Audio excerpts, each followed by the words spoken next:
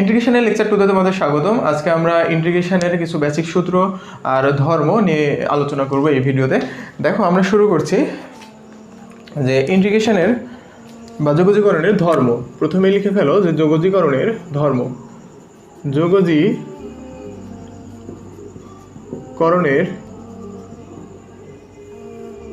ধর্ম। এক নম্বর ধর্ম লিখছি, দেখো যে এরকম আছে যে এ এফ অফ এক্স ডিএক্স, ঠিক আছে। যদি এরকম থাকে যে এটা হলো এক্স এর একটি ফাংশন এফ অফ এক্স, হ্যাঁ, আর সামনে একটা কনস্ট্যান্ট এ গুণ আছে, তাদেরকে আমরা ইন্টিগ্রেশন করছি, তাহলে তুমি কি করতে পারবা, এই যে কনস্ট্যান্ট এটা বাইরে বের করে দিতে পারবা। এটা হলো এক নম্বর ধর্ম, এটা হলো এক নম্বর ধর্ম। এবার দুই নম্বর ধর্ম এরকম যে F of X plus G of X D X. একটু খেয়াল করো, এখানে দুইটা ফাংশন আছে, দুইটা ফাংশন যোগ আকারে আমি একসাথে লিখেছি, তাদেরকে টোটালকে আমি বলছি যে তুমি ইন্টিগ্রেশন করো। তাহলে এরকম টাইপের আলাদা আলাদা দুইটা ফাংশন যদি যোগ আকারে থাকে, তুমি এইভাবে লিখতে পারবা যে এফ অফ এক্স এই ফাংশনটাকে আলাদা করে ইন্টিগ্রেশন করবা, এই যোগ চিহ্ন দিবা, আবার এই জি অফ এক্সটাকেও আলাদা করে ইন্টিগ্রেশন করে দিবা, এরকম করে। অর্থাৎ তুমি আলাদা আলাদা করে ইন্টিগ্রেশন করতে পারবা।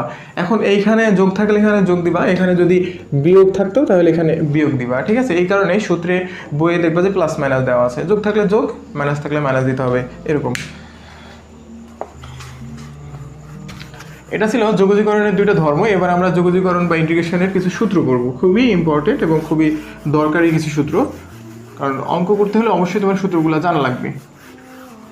ওই ইন্টিগ্রেশন অধ্যায়টা কিন্তু খুবই মজার একটা অধ্যায়, তুমি যদি বেসিক বুঝে পড়ো তোমার কাছে খুবই মজার একটা অধ্যায় হয়ে যাবে এটা, ঠিক আছে। তো সূত্রগুলো খুব মনোযোগ দিয়ে বোঝো। লিখো যোগজীকরণের সূত্র। যোগজীকরণের সূত্র। তো এইখানে আমরা এক নম্বর সূত্র করব। এখন সূত্রগুলো কিভাবে পড়বো দেখো, অন্তরীকরণে যে সূত্রগুলো শিখছিলে ওই সূত্রগুলোকে কম্পেয়ার করে আমরা নতুন সূত্র তৈরি করার চেষ্টা করব, তাহলে আমাদের মনে থাকবে বেশি। এবং সূত্র দুইটাই লাগে, ইন্টিগ্রেশন করতে গিয়ে তোমার অন্তরীকরণও লাগে, এই কারণে আমরা দুইটা একসাথে শিখবো। দেখো এখানে এরকম করতাম যে d by d x x to the power n, অর্থাৎ x to the power n এর অন্তরীকরণ করলে কি হতো, এই যে এক্স এর পাওয়ার যেটা এন, পাওয়ারটা সামনে আসবে আর পাওয়ার থেকে এক বিয়োগ হবে, এইটা ছিল নর্মাল সূত্র অন্তরীকরণের। এইখান থেকেই আমরা ইন্টিগ্রেশন ঠিক এটার মতো করে আরেকটা যদি সূত্র লিখতে চাই, তাহলে ধরো X to the power N D X, এই সূত্রটা দিলাম যে এটাকে ইন্টিগ্রেশন করলে কি হবে, এইখানে পাওয়ারের সাথে এক যোগ হবে, পাওয়ারের সাথে এক যোগ হবে, আর নতুন পাওয়ারটা নিচে নেমে যাবে। আর ইন্টিগ্রেশনে তো একটা প্লাস সি দিতে হয়, গতদিনই বলেছি গত লেকচারে যে একটা প্লাস সি দিবা, ঠিক আছে। তাহলে এই ক্ষেত্রে দেখো মিল করে পড়বা যে এখানে যদি x to the power N থাকে, পাওয়ারটা সামনে আসে, পাওয়ার থেকে এক বিয়োগ হয়, আর এখানে যদি x to the power N থাকে, পাওয়ারের সাথে এক যোগ হয় আর নতুন পাওয়ারটা নিচে নেমে যায়, ঠিক আছে। এইভাবে সূত্রটা লিখবা, ওকে। এখন আমি সূত্র না, এটা হলো একটু ব্যাখ্যা করব যে বলো তো এইটা ইন্টিগ্রেশন করে যদি এইটা পাই, আমি তো জানি যে অন্তরীকরণ ইন্টিগ্রেশনের বিপরীত প্রক্রিয়া, তাই না, একে অপরের পরস্পর বিপরীত। তাহলে বলো তো এইটাকে যদি অন্তরীকরণ করি তাহলে এটা পাবো, কারণ এটাকে ইন্টিগ্রেশন করে যদি এটা পাই, এইটাকে অন্তরীকরণ করে এটা পাবো। একটু প্রমাণ করে আসি, দেখি মিলে নাকি একটা সূত্র একটু প্রমাণ করে দেখছি। দেখো যে X to the power N plus one by N plus one, এটাকে আমরা ডি বাই ডিএক্স করবো। তাহলে বলো যে এখানে দেখো যে নিচেরটা তো এক্স নাই, এক্সের পাওয়ার নাই যে এটাকে কিছু করবো, এটা থেকেই যাবে নিচে এন প্লাস ওয়ান হিসেবে। কিন্তু আমি ইন্টিগ্রেশন করবো আসলে এই যে X to the power N, এই জিনিসটাকে, এখানকার পাওয়ারটা সামনে আসবে, অন্তরীকরণ করছি এর জন্য পাওয়ারটা সামনে আসবে, আর পাওয়ার থেকে কি হবে, এক বিয়োগ হবে। একটু খেয়াল করো, এই এন প্লাস ওয়ান কাটা যায়, এখানে মাইনাস ওয়ান প্লাস ওয়ান কাটা যায়, শুধু থাকে x to the power N. দেখো মিলে গেল, এটাকে অন্তরীকরণ করে এটা পেলাম, কারণ এইটাকে ইন্টিগ্রেশন করে এটা পেয়েছিলাম। অর্থাৎ বোঝাই যাচ্ছে যে অন্তরীকরণ আর ইন্টিগ্রেশন কি পরস্পর বিপরীত প্রক্রিয়া। দরকার নাই, এটা তোমাদের লেখার দরকার নাই, জাস্ট বোঝার জন্যে। এবার দুই নম্বর সূত্র লিখো। আচ্ছা একটা উদাহরণ দিয়ে দিই, এইটার উদাহরণ দিয়ে দিই, সুবিধা হবে তোমাদের জন্য। ধরো X to the power four D X, এইটা দিলাম, অর্থাৎ এক্স টু দি পাওয়ার ফোরকে তুমি ইন্টিগ্রেশন করবা, ইন্টিগ্রেশন করতে দিলাম। তাহলে এই সূত্র অনুযায়ী ফেলো তো, x to the power n এর সূত্র অনুযায়ী সূত্র অনুযায়ী হবে যে পাওয়ারের সাথে x যোগ হবে বাই নতুন পাওয়ারটাই নিচে নেমে যাবে আর একটা প্লাস c হবে, অর্থাৎ x⁵ প্লাস c, এটা হবে অ্যান্সার। একদম ছোট একটা অঙ্ক, ঠিক আছে, এই সূত্র অনুযায়ী।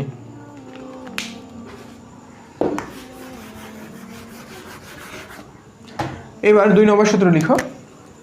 2 নম্বর সূত্রে বলছে কি যে d/dx ln x d/dx ln x সমান কি 1/x। এটা আমরা অন্তরীকরণে পড়েছিলাম যে ln x কে যদি তুমি অন্তরীকরণ করো 1/x হয়। এখন এইটার মতো করে সূত্র বানানোর চেষ্টা করবো ইন্টিগ্রেশনে। যদি 1/x কে তাহলে উল্টা ঘটনা, যে উল্টাটা করলে এটা যেমন হচ্ছিল, তাহলে এইটাকে ইন্টিগ্রেশন করলে এই ln x টা পাবো। তাই লিখো 1/x dx, অর্থাৎ 1/x এর ইন্টিগ্রেশন করে কি পাবা সেটা আমরা জানি যে ln x পাবো প্লাস c, কারণ এইটাকে ইন্টিগ্রেশন করে অন্তরীকরণ করে যদি এটা পাই তাহলে এটাকে ইন্টিগ্রেশন করে এটা পাবো, ঠিক এরকম, আর প্লাস সিটা দিয়েছি।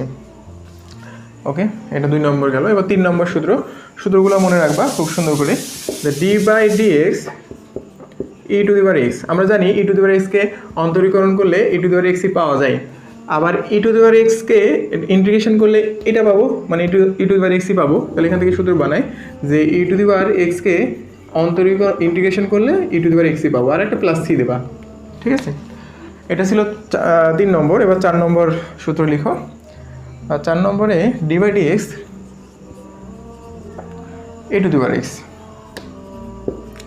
আচ্ছা এটা পাবা তুমি e⁻x ln a, e⁻x ln a। এখন এইটার মতো করে ইন্টিগ্রেশনের সূত্র বানাবো। দেখো ইন্টিগ্রেশনের সূত্র, এবার e⁻x ln a কে না করে e⁻x এর সূত্রটা ইউজ করি আমরা ইন্টিগ্রেশনের ক্ষেত্রে। শুধু e⁻x দাও, এটাকে ইন্টিগ্রেশন করো। হ্যাঁ, এটা হবে e⁻x বাই ln a।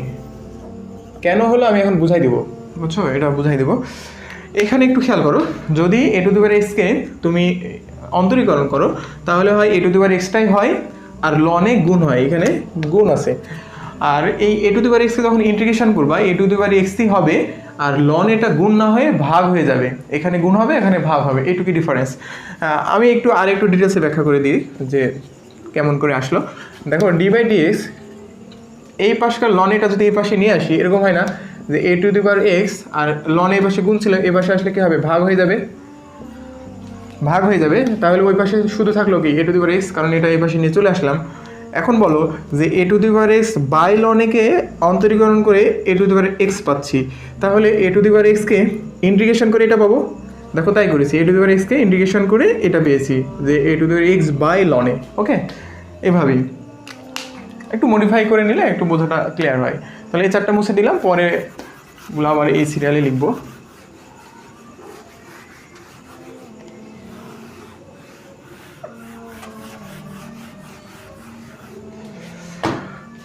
ঠিক আছে, এবার হলো 5 নম্বর লিখছি। 5 নম্বর ইকুয়েশন আছে d/dx sin x, d/dx sin x সমান কি cos x। মানে আমরা জানি যে sin x কে অন্তরীকরণ করলে cos x পাই, তাহলে cos x কে ইন্টিগ্রেশন করলে sin x পাবো, উল্টা তো করো, cos x কে ইন্টিগ্রেশন করো তাহলে পাবা sin x। এবার পরেরটা লিখি 6 নম্বর, d/dx 6 নম্বরে আছে cos x। আচ্ছা cos x, দেখো cos x কে যদি আমরা অন্তরীকরণ করি মাইনাস sin x পাই, খেয়াল করো এখানে কিন্তু কোনো মাইনাস নাই, এইটাতে মাইনাস আছে, সাইনের আগে একটা মাইনাস পাই।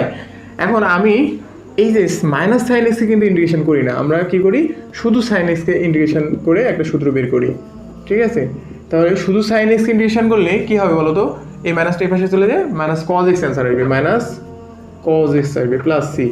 একটু লিখেই দিই, বলো d/dx পরের লাইনে যদি এই মাইনাস দিয়ে উভয় পক্ষকে গুণ করে দাও কি হবে বলো তো, এই cos x টা মাইনাস cos x হয়ে যাবে, আর এটা মাইনাসে মাইনাসে প্লাস হয়ে যাবে, প্লাস sin x হয়ে যাবে, তাই না। বা বলতে পারো যে এই মাইনাসটা এই পাশে নিয়ে চলে আসছি। এখন দেখো মাইনাস cos x কে যদি তুমি অন্তরীকরণ করো sin x পাও, তাহলে sin x কে যদি ইন্টিগ্রেশন করো মাইনাস cos x পাবা, সেটাই করেছি, sin x ইন্টিগ্রেশন করেছি মাইনাস cos x পেয়েছি, আর প্লাস c তো দিতেই হয়। এটা ছিল 6 নম্বর সূত্র। এবার আমরা 7 নম্বর সূত্রটা করে ফেলবো। 7 নম্বর সূত্রে কি আছে, d/dx tan x, d/dx tan x সমান আমরা পাবো sec স্কয়ার x। ওকে, দেখো tan x কে অন্তরীকরণ করে আমরা সেক স্কোয়ার এক্স পাই। তাহলে সেক স্কোয়ার এক্সকে ইন্টিগ্রেশন করে আমরা টেন এক্স পাবো। ঠিক আছে, দেখো সেক স্কোয়ার এক্সকে আমরা ইন্টিগ্রেশন করলাম, ইন্টিগ্রেশনে এই চিহ্ন একটা দেওয়া লাগে, এখানে একটা ডিএক্স দেওয়া লাগে, তাহলে এখানে পাবো টেন এক্স, আর এই যে একটা প্লাস সি তো পাবোই। এটা ছিল তোমার 7 নম্বর। আর আর 3টা সূত্র আছে, মুছে দিয়ে 3টা সূত্র লিখি।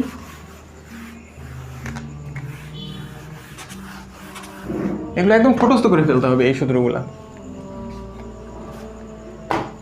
এবার 8 নম্বর সূত্র লিখো। 8 নম্বর সূত্র তোমার d by d x cot x সমান minus cosec square x, d by d x cot x সমান মাইনাস কোসেক স্কোয়ার এক্স, এই সূত্রটা। অর্থাৎ কট এক্সকে যদি আমি অন্তরীকরণ করি তাহলে মাইনাস কোসেক স্কোয়ার এক্স পাই।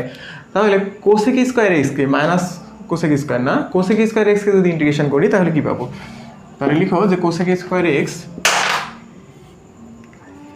কোসেক স্কোয়ার এক্সকে যদি আমি ইন্টিগ্রেশন করি তাহলে কি পাবো? মাইনাস কট এক্স পাবো, আগের মতো করে minus cot X plus C পাবো। কীভাবে একটু মডিফাই করে দিই আবার, যে ডি বাই ডি এক্স এই মাইনাসটা এই পাশে নিয়ে চলে আসো, তাহলে মাইনাস কট এক্স হয়, আর ওই পাশে শুধু প্লাস কোসেক স্কোয়ার এক্স হয়। দেখো মাইনাস কট এক্সকে তুমি অন্তরীকরণ করে কোসেক স্কোয়ার এক্স পাচ্ছ, তাহলে কোসেক স্কোয়ার এক্সকে ইন্টিগ্রেশন করলে মাইনাস কট এক্স পাবা। দেখো কোসেক স্কোয়ার এক্সকে ইন্টিগ্রেশন করে মাইনাস কট এক্স পেয়েছি। এটা ছিল 8 নম্বর সূত্র। এবার 9 নম্বর সূত্র। 9 নম্বরে বলছে d by d x sec x. আচ্ছা, d by d x sec x, sec x. আচ্ছা, সেক এক্সকে অন্তরীকরণ করলে আমরা sec x into tan x পাই, sec x into tan x পাই, sec x into tan x পাই। দাগগুলো একটু হয়ে যাচ্ছে, সোজাসুজি হচ্ছে না। ওকে, এই দুইটা সূত্র একটাই, মডিফাই করে নিয়েছি তাই। এখন দেখো আমি যদি সেক এক্স ইন্টু টেন এক্সকে ইন্টিগ্রেশন করি, সেক এক্স ইন্টু টেন এক্সকে ইন্টিগ্রেশন করি তাহলে কি সেক এক্স পাওয়ার কথা, সেক এক্স লিখি, সেক এক্স আর একটা প্লাস সি তো দিবাই, ঠিক আছে। এবার পরের সূত্র হলো কোসেক এক্সকে, এটা 10 নম্বর সূত্র। যদি আমি ডি বাই ডি এক্স করি কোসেক এক্সকে, কোসেক এক্স, তাহলে পাবো minus cosec x into cot x, minus cosec x into cot x. Cosec এক্সকে অন্তরীকরণ করলে minus cosec x into cot x পাই। তাহলে আমি এই পাশে যদি ইন্টিগ্রেশনের দিই, মাইনাসটা বাদে যেটা সেটাকে ইন্টিগ্রেশন করবা, যে কোসেক এক্স ইন্টু কট এক্সকে ইন্টিগ্রেশন করলে পাবা, এই মাইনাসটা এই পাশে পার করে দাও, minus cosec X minus cosec X plus C পাবা। ঠিক আছে, কীভাবে করলাম দেখো তো, যে আমি ডি বাই ডি এক্স পরের লাইনে এই মাইনাসটা এই পাশে পার করে দিয়েছি, মাইনাস কোসেক এক্স, আর ওই পাশে তখন এই মাইনাসটা থাকবে না, তখন হবে cosec x into cot x. দেখো এইটাকে অন্তরীকরণ করে যদি এটা পাই তাহলে এইটাকে ইন্টিগ্রেশন করে এটা পাবো, এটাই লিখছি, আর প্লাস সি দিতে হবে। এগুলাই ছিল তোমার অন্তরীকরণ আর ইন্টিগ্রেশনের মানে তুলনা করে সূত্রগুলা। তোমাকে ইন্টিগ্রেশন আর অন্তরীকরণে এই কয়টা সূত্র, কয়টা 10টা, এই 10টা সূত্র একদম ছোটস্থ করে ফেলতে হবে। ঠিক আছে, দেখা হবে নেক্সট ক্লাসে লেকচার 3-তে। যদি তুমি এই চ্যানেলে নতুন হয়ে থাকো তাহলে চ্যানেলটাকে সাবস্ক্রাইব করে দিও, আর ভিডিওটা ভালো লাগলে লাইক কমেন্ট শেয়ার করতে ভুলো না। আল্লাহ হাফেজ।